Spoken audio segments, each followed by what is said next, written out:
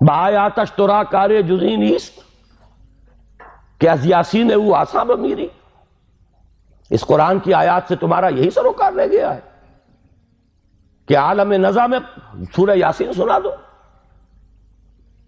جان آسانی سے نکل جائے، مشکل جو ہے مرحلہ آسان ہو جائے۔ یہ صرف ایصال ثواب یا حصول ثواب کا ایک آلہ بن گیا۔ کیا کر رہے ہیں اس قرآن کے ساتھ؟ اس کی قدر و قیمت کا کیا اندازہ ہم نے کیا؟ بہرحال جو بھی ربع صدی لگائی ہے آپ کے شہر لاہور میں، سن 65 میں منتقل ہوا تھا، یہاں 90 آ گیا ہے، اب تو ربع صدی میں تو کوئی کمی نہیں رہی۔ اور پہلی جو 2 تقریریں کی تھی مسلمانوں پر قرآن مجید کے حقوق، کہ سوچو صدر ایوب کا دور تھا، وہ جشن منایا گیا تھا، 1400 سالہ جشن نزول قرآن، اور وہ بھی اصل میں ایک بڑی یوں سمجھیے کہ ہوشیاری کا کام تھا۔ بہت قسم کے جشن منتے تھے، جشن مہران، جشن فلاں، رقص و موسیقی۔ تو انہوں نے سوچا کہ مولویوں کو بھی رشوت کے طور پر ایک جشن دے دو، الاٹ کرو، 1400 سال ہو گئے، لہذا قرآن کو سونے کے تار سے لکھو، ایک تو یہ کام، اور دوسرے یہ کہ قرات کی محفل منعقد کرو۔ یہ جشن تھا، اس کے حوالے سے میں نے بات کی تھی کہ ہوش میں آؤ، قرآن اس لیے نازل نہیں ہوا۔ جب یہ موعظہ تھا، جب یہ شفاء لما فی الصدور تھا، جب یہ ھدی للناس تھا، جبکہ یہ موجب رحمت تھا، پورا قرآن بھی لوگوں کے پاس نہیں تھا۔ کہیں پرزوں پہ لکھی ہوئی صورتیں، کہیں اونٹ کے شانے کی ہڈی پر، سکیپولا پر لکھی ہوئی کوئی صورت، شاذ کسی کو کاغذ دستیاب ہوتا تھا۔ کہیں مابین الدفتین تو قرآن تھا ہی نہیں، وہ تو حضرت ابوبکر نے کیا ہے، حضور کے زمانے میں تو نہیں تھا، سینوں میں جمع ہو گیا تھا۔ سونے کے تار سے کیا سوال، تانبے کے تار سے لکھا ہوا بھی نہیں تھا، کاغذ پر چھپا ہوا تھا ہی نہیں، لیکن قرآن تھا، سینوں میں تھا۔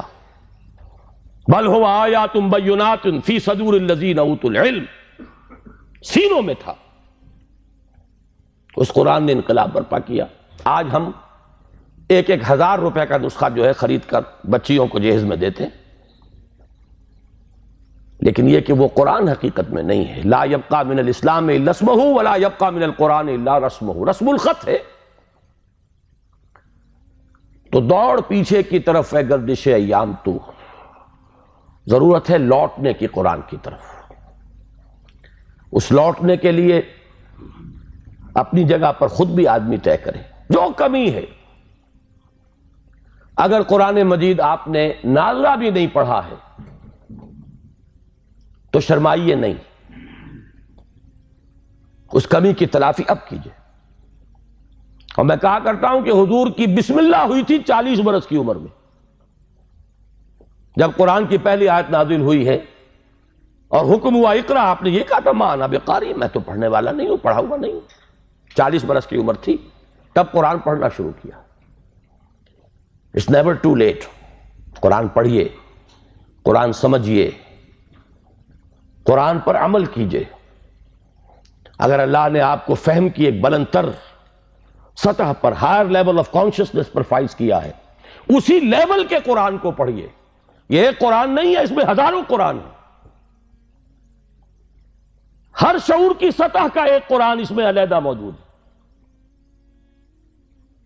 اور ہر دور کی علمی سطح پر، اس کے افق پر ایک خورشید تازہ کے مانند یہ قرآن طلوع ہوگا۔ لیکن ضرورت ہے اس میں لگنے کی، کھپنے کی، اس میں ڈوبنے کی، اس میں غوطہ زنی کی۔ قرآن میں ہو غوطہ زن اے مرد مسلمان۔ اس سے ذرا آگے بڑھیے، اللہ نے دولت دی ہے، لگائیے اس کام میں۔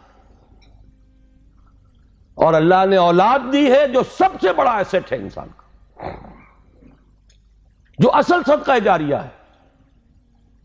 تو لگائیے اس کام میں. ابھی میرے ایک بڑے عزیز دوست،